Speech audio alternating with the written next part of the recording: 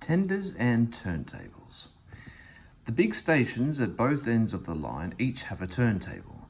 The Fat Controller had made them so that Edward, Henry, Gordon and James can be turned round. It is dangerous for tender engines to go fast backwards. Tank engines, like Thomas, don't need turntables. They can go just as well backwards as forwards. But if you had heard Gordon talking a short while ago, you would have thought that the Fat Controller had given him a tender just to show how important he was. "You don't understand, little Thomas," said Gordon. "We tender engines have a position to keep up. You haven't a tender, and that makes a difference. It doesn't matter where you go, but we are important, and for the Fat Controller to make us shunt trucks, fetch coaches, and go on some of those dirty sidings, it's not the proper thing." And Gordon puffed away in a dignified manner. Thomas chuckled and went off with Annie and Clarabel.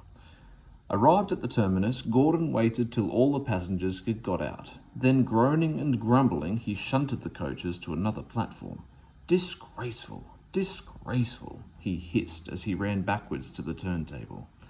The turntable was in a windy place close to the sea.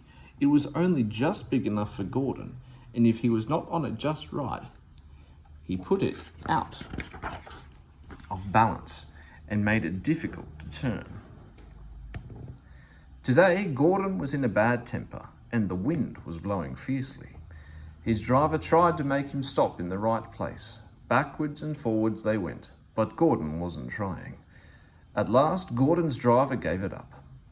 The fireman turned to run and turn the handle, but Gordon's weight and the strong wind prevented him. The driver, some plate layers, and the fireman all tried together. "It's no good," they said at last, mopping their faces. "Your tender upsets the balance. If you were a nice tank engine, you'd be all right. Now you'll have to pull the next train backwards." Gordon came to the platform. Some little boys shouted, "Come on, quick, here's a new tank engine." "What a swizz," they said when they came near. "It's only Gordon back to front." Gordon hissed emotionally. He puffed to the junction. "Hello," called Thomas. "Playing tank engines? Sensible engine.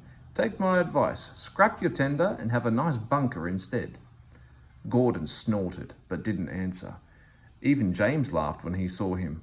"Take care," hissed Gordon. "You might stick too." "No fear," chuckled James. "I'm not so fat as you." "I mustn't stick," thought James anxiously as he ran to the turntable later. He stopped on just the right place to balance the table. It could now swing easily. His fireman turned the handle. James turned, much too easily. The wind puffed him round like a top. He couldn't stop. At last the wind died down, and James stopped turning, but not before Gordon, who had been turned on the loop line, had seen him. "Well, well," he said, "are you playing roundabouts?" Poor James, feeling quite giddy, rolled off to the shed without a word. That night the three engines had an indignation meeting.